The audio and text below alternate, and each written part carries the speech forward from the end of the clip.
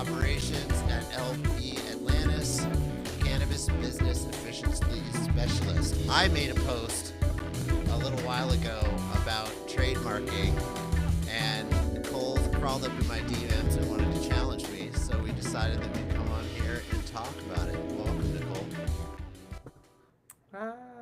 Thank you. Thank you. And I don't know that I necessarily wanted to challenge you so much as I just strongly disagreed in your advice. As a business advisor, I disagreed as a whole. But just I'm an err on the side of caution kind of girl, so maybe that's where we're different. Well, so let's outline it. What I said was that uh, there's a rule with trademarking that is prior use, and that establishing prior use is a part of defensibility of a trademark. Now, I did make less than a 1 minute video. So part of that was that, of course, I could not possibly cover the entire Sure. aspect of all the things of trademark defensibility. What I was trying to recommend was that if you know that your idea is extremely original, then you should immediately establish as many aspects of prior use as possible, and the sooner the better. Sure. And the reason I said that is because often people do wait, especially if they're going to hire a trademark attorney. Sometimes it can take a week or two to get them booked and get the whole thing going. So that was really where I was coming from, and I understood where you were coming from. But flesh out why you were challenging me or disagreeing. Well, so first of all, I always err on the side of caution when it comes to giving anybody legal advice to begin with, not being a lawyer. You know what I mean? So I was like, Barney, like, we're homies. Like, that was just me talking shit to you as a friend, like, bro, like, be careful because that's something that has happened to me in the way of being a little flippant with the the rules, if you will, and accepting something that's like this is kind of the truth, but the fine print sometimes will lock you up in jail, not in a trademark situation, but I have my own little PTSD of like the way that the rules say what could happen, but then what often and what regularly does happen to people that don't file and don't go through the process of really trying to shore up and protect their assets by getting proper trademarks early on. And so I was more being like, hey, bro, like, don't tell people that they don't need to do that.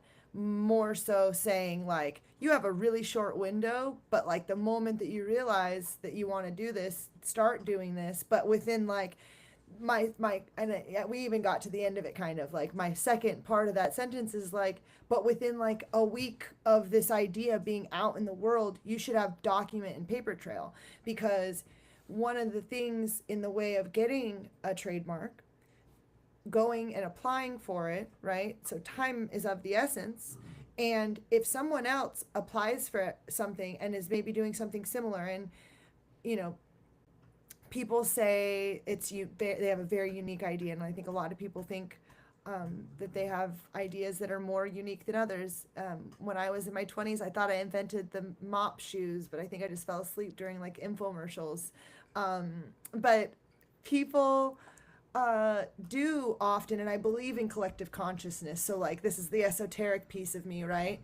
Uh, if it's out there, it's fucking out there, Jesse, and like it's available. And so say someone else gets the wavelength at the same time, and their like website and all the things are coming up right in the same week, and they file first, you're probably not going to get your trademark, and they probably will be out ahead of you.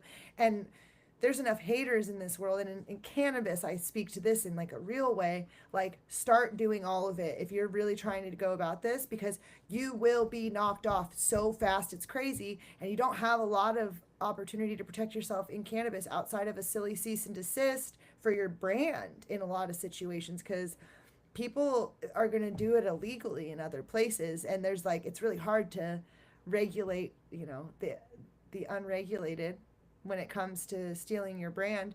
And so once they start, making phony packaging on Alibaba for them to buy for your product because you did a good job, like you're SOL. And so I've just seen too many people make it weeks, months, even years into business before that's something that they do. And I feel like our industry, the cannabis industry, is really bad about that. And so I was basically just being like, damn it, don't tell people that. I'm finally just getting people to take it seriously. I'm finally just getting people to take getting a trademark seriously for cannabis as a business advisor, because that's a part of what I do. I come in and I try to help you protect your business, do a better job, and have something that's tangible that you could either sell or is worth, keeping.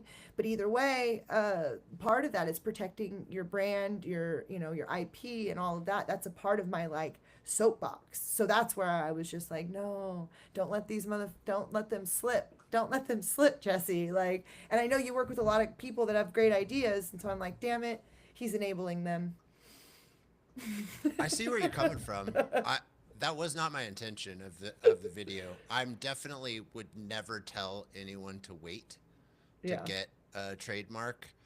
The only caveat to that is that I understand that sometimes you come up with an idea on a Friday night, Mm-hmm. and then on Monday morning I tell all my clients, hire an IP attorney as soon as you Yeah. possibly can, and I have a list of IP attorneys that I recommend. David Branfman and his office is top because I've worked with him a ton, and he's just amazing. He's taught me everything I know about trademarking as a brand specialist. So I definitely don't disagree with you at all, 100%. I think the fail in my video was that I didn't say that in the minute that I Yeah, tried you to weren't make a like, one but minute do it. reel. It's important Yeah, still. I barely said it. I was like, you still have to do it, but then I went on to say, in the meantime, you should establish prior use if possible. Yeah. And And I don't disagree with that either. Like that is important, but you know, in the way too of if you have a good idea, um, and if you're rich, you have money to launch it. But if not, you're going to need to go ask somebody for money. And there's a lot of credibility in saying that you've already shored up. If it's something you can patent that you've already applied for, you see a patent pending. Even if it's just an idea, like those things do go a long way. And when you make something that people love, saying when you're like, "Hey, I want an investment on this XYZ product," that you have, secured the trademarks and all that. That it does speak volumes to investors when you're trying to get money for them too. oh, 100%. There's so much to unpack here, really, because there's an aspect of doing this of like, if you're a first timer, like if you're 25 years old and this is your first stab at trying a business, you have an idea, you don't even know what the Secretary of State is. Mm-hmm. You don't know that there's a difference between registering your business with the state and getting a trademark registered with the federal government. You don't know what the USPTO is. In fact, probably if people that are listening, they wouldn't know what that is. You have to say United States Patent and Trademark Yeah. Office. And then you have to explain the difference between patents and trademarks and what a trademark is and what a category is and what kind of category you even might fit into. Mm-hmm. And that's where the challenge is because if you're a first timer, and you know this, I know you know this. If you're a first timer, what's the likelihood that you're going to make a shitload of mistakes? Very high. I'd say Right, you're 100. going to I'd say make a ton of 100% chance. Even if you're very successful, even if you're one of those rare businesses that the first time you ever try, you become epically successful, you still made a lot of mistakes. It doesn't matter. It Right, doesn't. and so that's the spirit I was coming from Yeah. is that a lot of first timers get scared because of the Mm-hmm. dauntingness of all those Yeah. things. And I'm a lot of times coming from the place of like, just go anyways. Mm-hmm. Just start anyways because you're going to make the mistakes. You're going to fail in so many regards. And even Yeah. with trademarking, you probably will have to rebrand. If you're really successful and you're really doing great and it's your first time and you figure out a great idea and a great plan, you're probably going to run into the fact that someone else has the trademark or has the business name in your state. You Well, didn't and realize that. that's where I disagreed with your post, because I like I've even advised people that realize at a certain point that, hey, this trademark might not be able to go through because maybe they waited a while, right? And they took Hmm. 6 months, 8 months, a year, and they're doing okay with their business. And then Yeah. I'm like, oh shit, like we really have to think about this, because the moment that you file to get that trademark, you're going to wake the beast, right? Yes. And so there's an opportunity to have a negotiation. There's an opportunity to have some sort of conversation. There are people, like I know plenty of people that have worked out a deal with somebody that they infringed upon their trademark to be able to keep doing business, right? Like that is a complete reality. However, somebody might unleash the fear of God in you by coming after you as a tiny little baby business that just started trying to do this, and having some crazy lawyer send you a cease and desist that if you don't pull it off of all these websites and all these things, that they will sue you for some crazy number that there's no way you could ever afford to pay, right? And so then now how much of your personal capital, time, energy, all this is just getting stomped out because you didn't go sit down month one with the trademark attorney and be like, can I even use this business name? You know what I mean? Like, does this work? And like that to me is one of the parts after having learned this lesson as a business, and having bought, $10,000 worth of packaging only to find out that I just have to sell the rest of what I have and then start all over.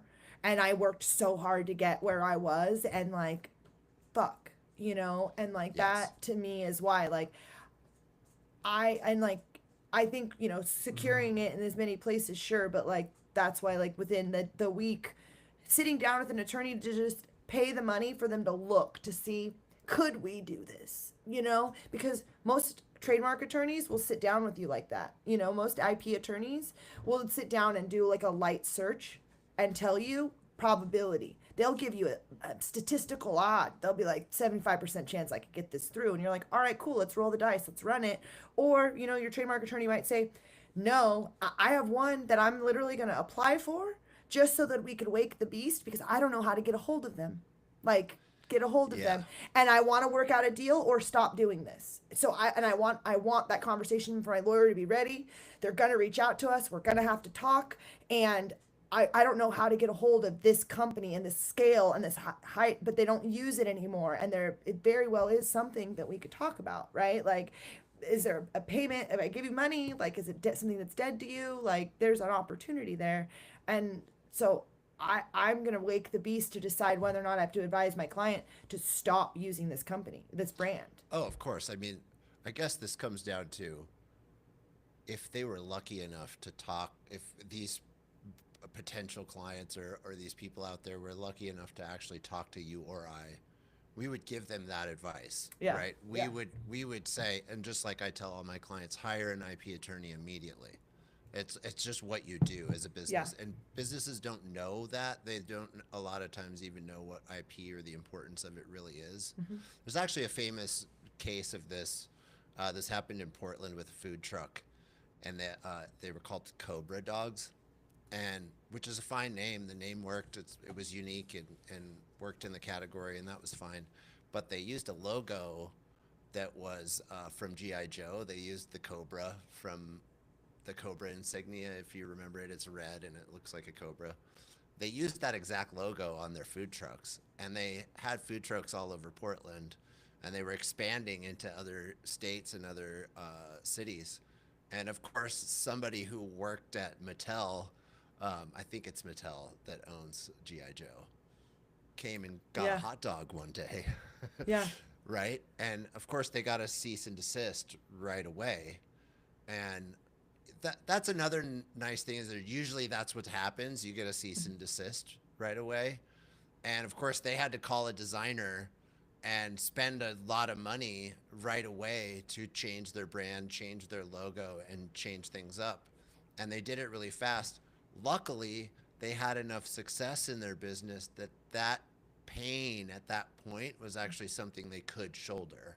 Right. And so that's kind of the spirit of what I'm trying to say is you're gonna make that kind of mistake probably, especially if it's your first time. So don't let it stop you, whether it's a few hours or a week.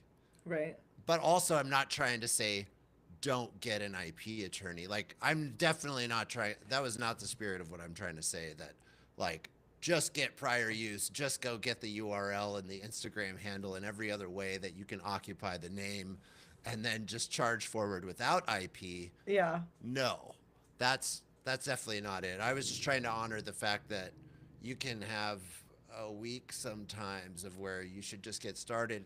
And in some regards, and I come at it from this point of view too, that Depends on how cool your idea is, though, also. that's the Because, key. bro, if you have putting it all out there and there's somebody that, like, just, and like I said, that esoteric side of, like, the energy's out there, It right? is. You put it out there and say you did a decent job just building the basic website and it fucking pops some SEO, and one of these hedge funds that has some dude that literally just sits there and files for fucking patents so they could have good ideas, and they steal them off the internet. Like, there are literal Yeah. people that do this, that like are like, oh, that's cool. There's it happens in the my boyfriend is in he makes fishing lures, and I was like, oh, why don't you sell to Bass Pro Shop? And he's like, because the way Bass Pro Shop works, if you can't sustain the orders, they're like able to just immediately knock you off on any of the products, regardless to your trademarks or anything like this. I'm like, that's in a contract? Like, that's insane to me that you would like sign that up, but like a company like Bass Pro Shop needs that. Well, there's companies that work with Bass Pro Shop that are literally just scrubbing all of these different products out in the world that are not being properly managed. And then they'll just sneak in, get the trademark, get the information, and either sell it back to you, or they'll just do it themselves and sell it to Bass Pro Shop because it was a great idea. And now they Yeah, own it. I think that's a And scary potential right there. Mm-hmm. Yeah, And these it big is. companies like that, for these outdoor conglomerates that, you know, are owned by 4 or 5 companies, there's somebody that's sitting there like, oh, that's a sick idea. And these outdoor people, you're coming up with new ideas like on the daily, right? Like these different like survival tools or fishing ideas or things like that. And it's like it's organic in their community that it's getting out into the world. Oh, this is a good idea. And then, you know, they'll oh, I've been fishing this one type of bait. Now all of a sudden Bass Pro Shop has it, and you're like, how did that happen? Well, because you told your buddies, and there was one of them that happens to work for this conglomerate that their job is to be like, that's cool, patent it. That's cool, patent it. You know? That's also a patent is a whole other thing. Yeah. If you have But an if your idea is really original, Jesse, it well, has I'm something. talking about naming specifically more Sure, than but that. you have to have something that it is, right? Like, what is the idea? So is there a product that you made? Because when you say unique, something that is super unique, like, Well, I'm talking about naming. So with a name, a unique name is for what category, and what product are you selling? well, for me that's easy because I know some tricks to come up with unique names that no one else would come up with. And this is where it gets a little nuanced because if someone was lucky enough to they're like they want to start a business, it could be a landscaping business. Like let's go to something super generic where there's a billion businesses, right? In every state too. It's like how many landscaping businesses So are in many. Washington? I mean, And there's they so all many. say something green or Yeah, edge. yeah, yeah, exactly. So they're gonna think in their category typically, and they're gonna Yeah. say, "Oh, I wanna," or they're gonna attribute it to like their style or what they want to do in landscaping, like super trim landscaping. It's Yeah. like, dude, super trim landscaping is owned. There's a super trim landscaping in every state already. For sure. So in naming, coming up with something unique, there's an exercise that I like to run people through where you can come up with something that's almost guaranteed to be unique, where you could go get Oh, the let's do it. URL. Let's You do ready? it. Yeah. Okay, so here's what it is, and you could take this and use this. It's really awesome. I love this. The whole key is to be abstract. So I like to look for things in your life or in my life. If I was going to name a landscaping company, the more abstract away from landscaping, the less likely anyone else is going to make that connection. Okay. So, for instance, if I just really love, I'll take music because I have a ton of music stuff around me. Okay. So I have these great speakers that I like. So, and they're white. So if I did white speaker landscaping, I almost guarantee it's like a 99.9% chance. We could go to the USPTO and look under the landscaping category. I'm not sure what it is. There would be a good chance that people would think that you had some sort of Aryan Brotherhood affiliation if that's what you made your company. I will say that. Sure, So there you might want be. There might be. I'm just for the sake of white an example. speaker. Okay. I'm just saying. But or then even just speaker. You could just. why do would I speaker. want that? Why would I want that? My landscaping company.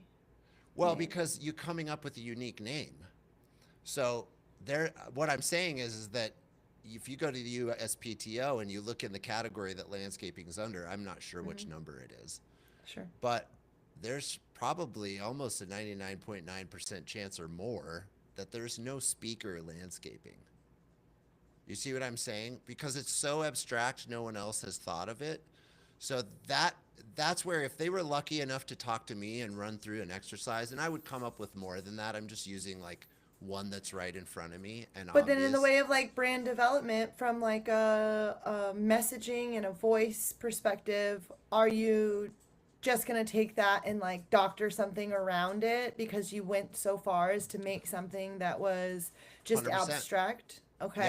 Yeah, because part of that is if it's true to the person, right? Like if the person who wants to start the landscaping really had this amazing speaker and we named it after that, we could tailor the messaging like make your landscaping louder, like you can go. And the beautiful part is when it's abstract but it's true for your life and true to you, you can start drawing these abstract connections that it's very unlikely that anyone else would make, and that helps you stand out already from every other landscaping company. So I like in that that. sense, I'm coming at that from that knowledge of knowing if someone talked to me and we were able to start working on a brand, we could come up with something super unique. We could Google speaker Let's do it for landscaping. cannabis. Let's do it for cannabis though. Like what if what's like a unique brand that you would feel like you could make for a cannabis flower company? Since I was a kid, I loved wearing red shoes. Red Shoe Cannabis Company. It's probably Red unlike, shoe. yeah, it's like because it's so abstract, and red shoe. I would also think that you were in a gang. I love black that. shoe. I love that for us. Yeah, I mean whichever, you could do anything. Like it could be. I always draw something. I'm from my mind as far as like what that means, and so Sure. I go somewhere with it. So But you could see how I, in 1 second, came up with an idea that's Yeah. abstract and probably trademarkable. Like red Right. shoe cannabis. probably You it's can't available. use the word cannabis with the USPTO still, but Yeah. red shoe dispensary or red shoe flower shop, you're just it's so abstract that it's very likely that that's trademarkable and nobody Right. already has that. So what I would say is let's go look at the URL right now. Is redshoedispensary.com available? And then I would say is Red Shoe Dispensary as a handle on Instagram, Twitter, etc. available? And then I would say, can you get the email? Can you send some emails? Can you write an invoice? If we could do all that tonight while we're waiting for the trademark attorney tomorrow morning, that would be a smart move. Oh what I yeah, mean? yes, That's but that's not necessarily establishing that you're doing anything with it. no, If somebody else already had red shoe cannabis in a jar and it was being sold somewhere, then you're then they would screwed. still and they just sucked That's at prior the use. website. That would be Right. prior use. Yeah, And they would yeah. beat you, even if Yeah. they hadn't trademarked it yet either. Exactly. So that's where it gets really fun and tricky, and that was what It I was would trying only to talk about. But it would only matter if they saw it happening at the same time, because that's the other part, right? So, say Yes. you did have prior use and you were doing it for all this time, but USPTO doesn't see it. It doesn't pop on the search when they're Yes. looking, and someone else showed up. They get the trademark. They do all this. That's what's happening with these outdoors companies. They're showing up in a certain way, and then the other people are getting all of these pieces together, and the USPTO, when you file it, and some of these more like, depending on the level of scruples on the lawyers, the way they know how to get things through, where even if it is in violation of some other prior use, that they might be able to still get it. And then they do, and then you're screwed, because once it's finalized, like, contesting it to the USPTO is next to impossible in that situation. Once they've gotten their trademarks and they're fully in use of Oh, it, then yeah. it becomes a nightmare. And the amount of legal bills that you're going to incur trying to just go against the government's ruling that these people deserved it, you'll Yeah. almost never get that to happen. That And won't what you'll work. have exactly. Yeah, you'll have to, again, now you're going to have to rebrand. Yeah. Now you're going to have to go back to the drawing table, and you're going to have to do it fast too. Yeah. You're going to have to come up with a new unique name and a new unique logo and start over in that sense. And that could be a huge pain in the ass. And Yeah. clearly we want any client or potential client to avoid that headache.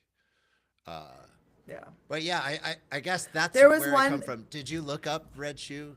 I saw It's you available. typing. Oh, I it's know. available for a penny. I told you. 1 So penny. and look, that's a cool exercise. So just take that, because it's really fun, and you can, if you have a client who's coming up with something, whether it's a cannabis company or a new clothing company or whatever it is, if you think abstract in that way and say, let's not do anything related to that. Let's find something in your life that you really love that's totally not related to that. And generally you can get a name that works in that way. There was this one case that it was funny when I was talking with my trademark attorney and a good friend of mine, or my IP attorney. She told me about this case, this Burger King case.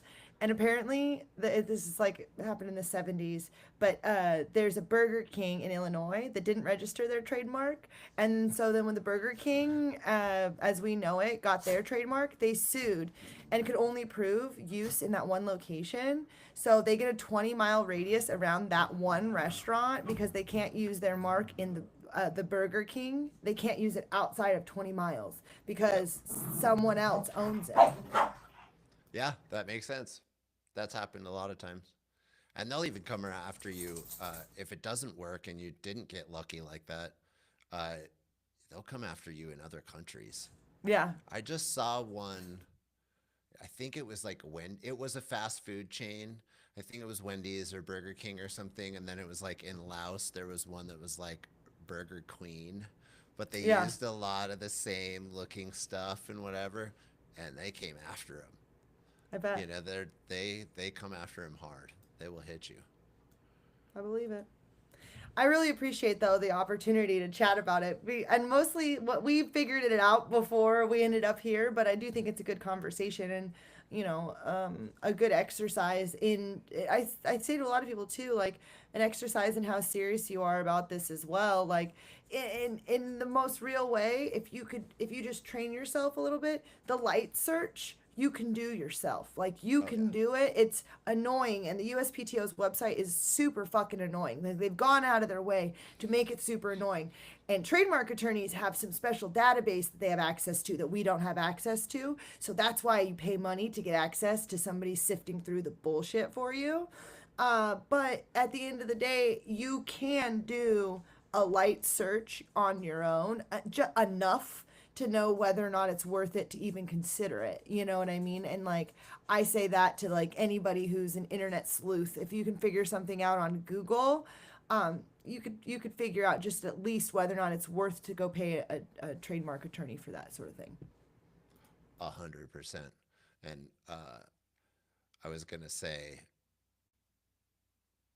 one of the reasons you hire a trademark attorney too is what I started with is the likelihood of making a mistake. If you try to file your own Don't use LegalZoom. Holy shit, don't use LegalZoom. if you use LegalZoom or you try to do it yourself and you try to file a trademark yourself, the likelihood that you make one little mistake and the trademark office goes, oh, nope. And that can take 10 months sometimes. And I just filed a trademark with a client, and he got his logo and the name because we did all the things properly, and he hired an attorney properly, and he did everything. But still, the IP attorney said, when we were filing, he said, this could take up to 10 months before we actually get it back. It looks like we're going to get it. Everything looks good, but we have to get it back from them, and that can take a while. It didn't take 10 months. It only took like 3 or 4 to get our paperwork back. But even in that, we were like, you never know. But you have such a higher chance if you hire a trademark attorney, and they will. If you make one little mistake on your paperwork, they'll just send it back to you and reject it. And then you have to start all over again. And so it can take months and months and months, and that is absolutely not something anybody should do. No, and the renewals and the communication, if you're using those online sources, are also really annoying to. You have to keep up with that stuff, and when you have an attorney, they put it in a system, and in it they manage that sort of stuff for you. You just end up paying every so many years, and it makes it a lot easier, because that's the other part is how awful if you go through all this process, you do a good job, you manage it correctly. This is something I've seen happen. You get your trademark, and then you don't do the follow-up paperwork to like finalize it on the last review, which literally is a real thing. Doesn't get finalized, somebody else comes along and does it after you and gets it. It literally can happen like that. And so that's, to me, the craziest part about like being lax about doing that with a lawyer, is like the likelihood of you fumbling the ball on the renewals and that sort of stuff are much higher too. Well, fabulous. I think we've covered all the bases. Anything else you'd like to say about trademarking? Oh no, I How probably about bored how about everybody to this? death. You got any? You got a couple trademark attorneys that you would recommend? Yeah, I work with, actually, it's strange. I have two friends that are I trademark know one that you're attorneys. gonna say. I know one for sure. Sheila Gibson and Brandon Dorsky. I definitely would recommend either of them. Sheila comes from a pharmaceutical background, so more scientific based things, really finite details about mechanics. She is amazing. Uh, Brandon comes more from like the entertainment and artistic side of things, so like creative stuff, music, anything like that. Entertainment, art. He has a real grasp on that and how to manage that. So like they kind of have two different wheelhouses. They're both great in the world of cannabis, but like I said, like I have kind of specialties for why I would think, one or the other. If I did refer somebody, like if you came to me and you wanted to do some sort of licensing or branding deal with a musician or something like that, I would refer you to Brandon every time. And if you were like, hey, I invented this electronic, I would tell you to go talk to Sheila. Oh, 'cause she's better with patents and stuff. She is Yeah. a wizard about patents, pharmaceutical patents, mechanical patents, all that kind of stuff. So like, yeah, absolutely. But and that the IP attorney is even that much more granular too, right? So somebody who handles pharmaceuticals and biotech, that's a special type of attorney, patent attorney, for the type of knowledge that they have to have, because that's a part of it too. Like, you have to have some level of knowledge of what it is that you're bringing from point A to point B. And like, Sheila even reaches out to me sometimes about cannabis stuff so that she fully understands the cannabis side of it, because she's like, I have to grasp all of these concepts if I'm going to go apply for a patent for something, right? Like, I have to understand what it's actually doing. And so it's not something that just because you're an IP attorney, that you would be, the best at making a new pharmaceutical or, something like that. Well, fabulous. Thank you for jumping on with me and having this conversation and fleshing this out deeper. Yeah, thank you so much, Bringing the Jesse. DMs to live. Yeah. Slide All into your right. DMs. You might end up on a podcast. That's right. That's how that works. Well, thanks for joining me. And this is the Jesse Barney Podcast. And we'll see you next time.